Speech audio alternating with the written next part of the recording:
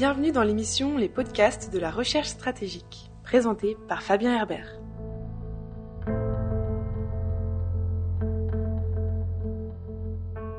Bienvenue pour ce nouvel épisode des podcasts de la recherche stratégique, un format audio consacré aux questions de sécurité internationale créé par la FRS, la Fondation pour la recherche stratégique. Aujourd'hui, nous allons discuter du Japon avec Valérie Niquet, maître de recherche à la Fondation pour la recherche stratégique. Bonjour Valérie Niquet. Bonjour. Une nouvelle ère semble s'ouvrir au Japon. Après la démission du Premier ministre Shinzo Abe en poste depuis 8 ans et l'émergence de Yoshihide Suga. Mais qu'en est-il vraiment ? Valérie Niquet, ma première question est la suivante. À votre avis, quel est et quel sera l'héritage du Premier ministre Abe après sa démission surprise il y a quelques semaines ?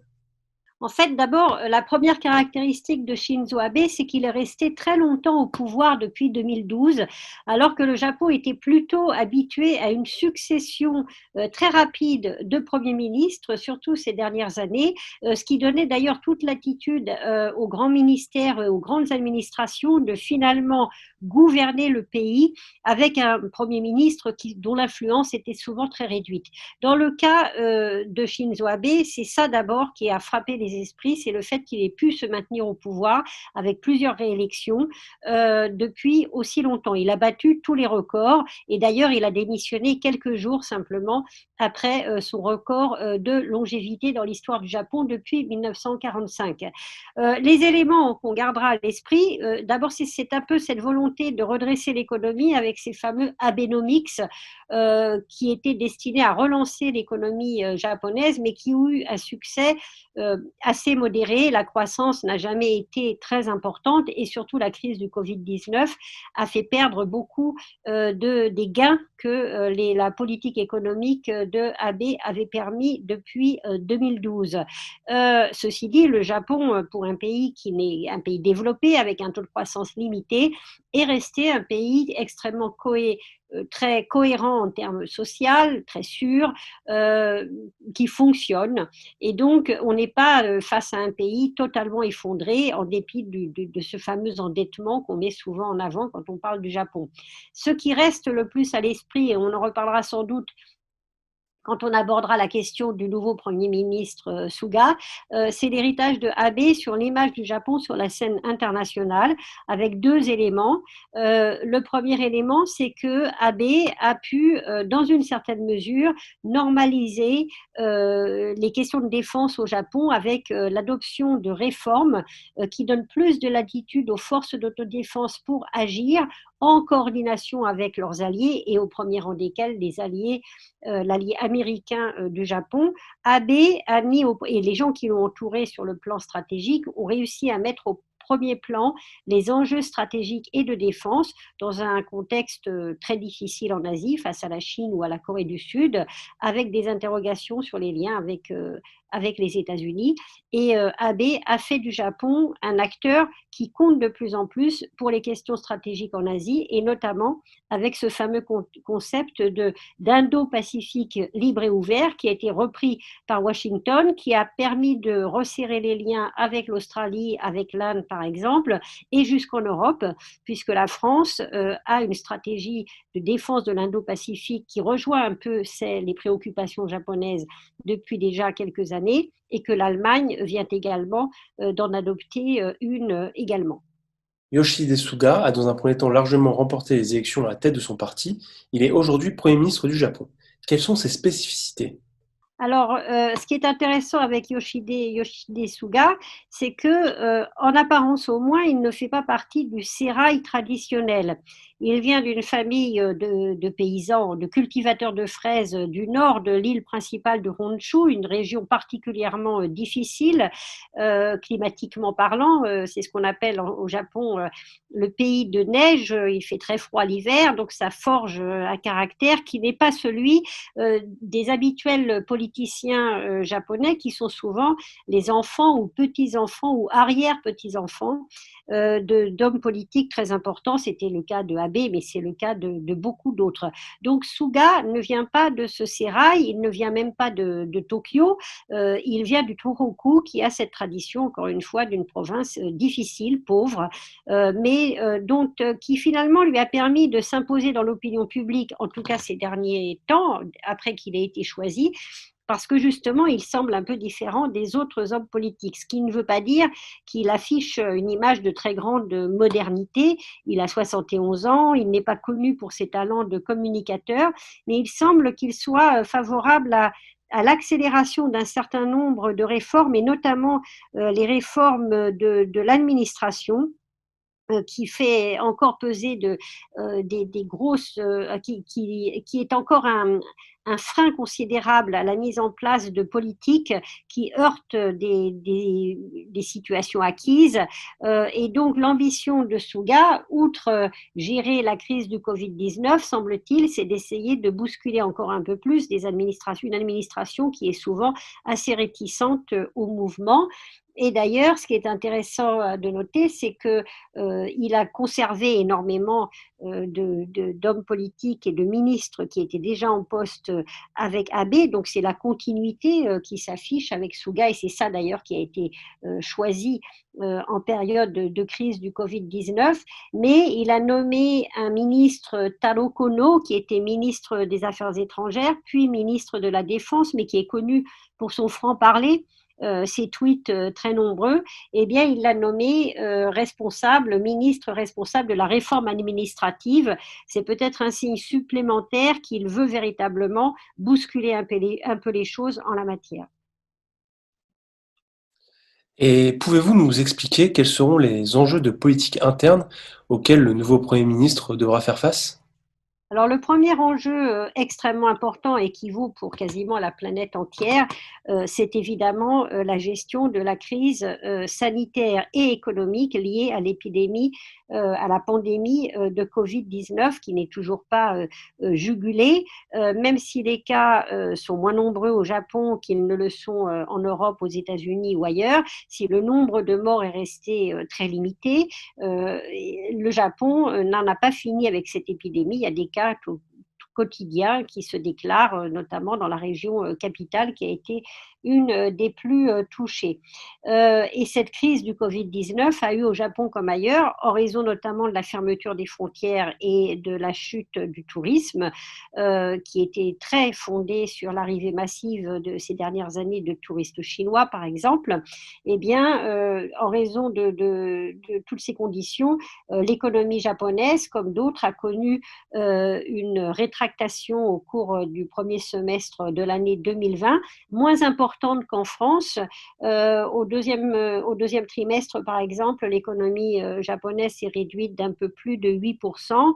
En France, je crois qu'on est au-dessus de 11%. Donc, on voit bien que l'économie japonaise souffre, qu'une amorce de reprise semblerait commencer à se faire jour, que Suga veut d'ailleurs accélérer en réouvrant en quelque sorte ou en relâchant les mesures de contrôle sanitaire, en particulier dans le secteur de la restauration, pour essayer de relancer l'économie et l'envie de consommer des Japonais, qui n'a jamais été très très brillante ces dernières années. Donc l'urgence économique, l'urgence du Covid-19, ce sont les deux premiers éléments auxquels il devra faire face. Ensuite, il y a des problèmes plus politiques. Suga a été élu au sein du PLD avec un large soutien de la part des principales factions, lui-même n'appartenant à aucune faction d'ailleurs du PLD, ce qui est assez rare. Mais il va y avoir de nouvelles élections au sein du PLD statutairement en septembre 2021, puis des élections à la Chambre basse à la fin de l'année 2021. Et donc la grande question est de savoir d'abord si le gouvernement japonais tiendra jusqu'à cette date ou si des élections auront lieu plus tôt. C'est possible dans le système japonais, un peu comme en Grande-Bretagne ou comme au Royaume-Uni. Et ensuite, il faudra véritablement qu'il ait fait ses preuves auprès de la population japonaise, qui était assez peu satisfaite jusqu'à maintenant de la manière dont la crise a été gérée. Donc, il va falloir faire ses preuves et on verra quel est son taux de popularité d'ici quelques mois. Et si ce taux de popularité n'était pas suffisant, il est à craindre que le PLD cherche à finalement imposer un nouveau candidat. La grande chance, évidemment, du parti au pouvoir PLD et de son allié le Komeito, c'est que pour le moment, l'opposition japonaise est très divisée et qu'il ne semble pas qu'il y ait d'alternative très crédible, en tout cas à court terme, au pouvoir en place actuellement à Tokyo. Enfin, sur la scène internationale, quelles sont les positions du nouveau Premier ministre? Le positionnement du Japon pourrait-il être remis en cause? Alors, Suga met en avant, et c'est d'ailleurs ce qui a permis son élection, très certainement, met en avant la continuité avec la période Abe, sur toute une série de points qui sont absolument vitaux pour le Japon. Le premier, évidemment, c'est celui de l'alliance avec les États-Unis, où Abe a dû manœuvrer avec difficulté face à un président américain, Donald Trump, dont il n'était pas possible pour le Japon de se passer. La défense du Japon, la sécurité du Japon dépend très largement de cette alliance et de cet engagement des États-Unis à ses côtés. Euh, la grande interrogation, évidemment, ce sera le résultat des élections américaines qui auront lieu dans quelques semaines.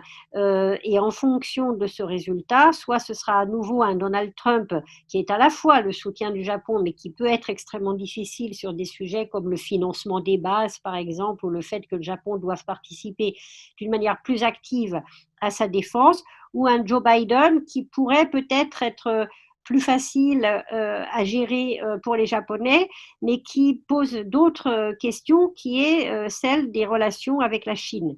Car le deuxième élément très important pour le Japon, c'est évidemment comment équilibrer ses relations avec la Chine. Abe a beaucoup insisté sur la nécessité pour le Japon de se doter de nouvelles capacités en matière de défense, même si ça reste très limité.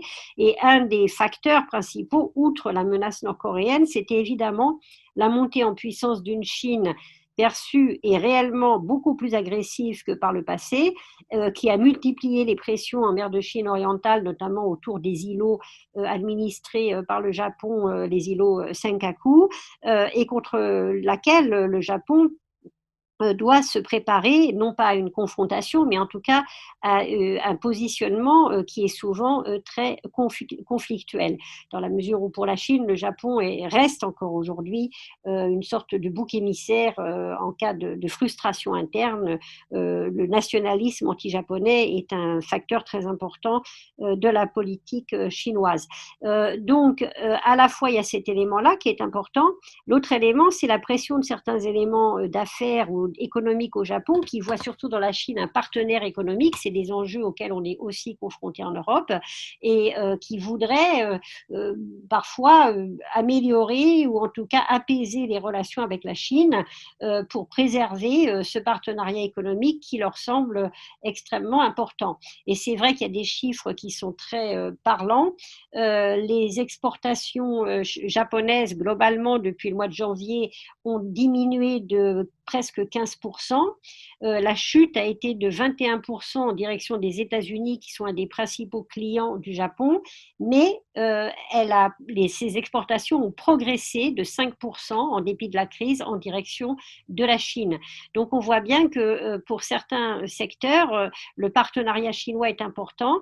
Certains au sein du gouvernement soutiennent cette idée d'un rapprochement, en tout cas d'un apaisement des relations avec Pékin, et il faudra que Suga puisse naviguer entre ces deux bords très difficiles qui sont comment gérer une menace chinoise de plus en plus évidente, et tout en essayant de préserver des liens économiques fonctionnels avec la puissance chinoise. Sachant que par ailleurs, Suga lui-même n'a pas une grande expérience, en tout cas n'est pas connu pour avoir une grande expérience en matière de stratégie extérieure, mais il sera là aussi sans doute entouré de gens qui pourront participer à la mise en œuvre d'une politique qui de toute manière devrait être plutôt dans la continuité que dans la rupture, au moins pendant l'année qui vient. Et puis évidemment, un des grands enjeux sur lequel on n'a aucune réponse pour le moment, c'est l'organisation des Jeux Olympiques qui a été repoussée d'un an, qui aurait dû être l'image d'un Japon avec des valeurs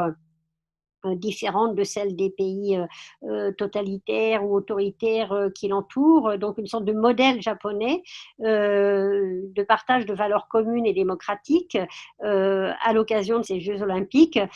Malheureusement, pour le moment, il y a encore beaucoup d'interrogations, même si on dit que les Jeux auront lieu, et on n'a pas encore une réponse absolument certaine sur la possibilité ou non, en fonction du développement de l'épidémie dans le reste du monde, pas uniquement au Japon, si ces Jeux olympiques pourront avoir lieu et sous quel format au mois de juillet 2021, comme il est prévu pour le moment. Merci Valérie Niquet, merci à vous qui nous écoutez. Si vous voulez suivre les activités des chercheurs de la FRS, rendez-vous sur notre site internet. Vous pouvez également nous suivre sur les réseaux sociaux. Enfin, n'hésitez pas à faire un tour sur notre page YouTube, vous y trouverez de nombreuses vidéos sur des sujets divers et variés, toujours en lien avec les politiques de sécurité internationale. Merci et à bientôt pour une nouvelle émission.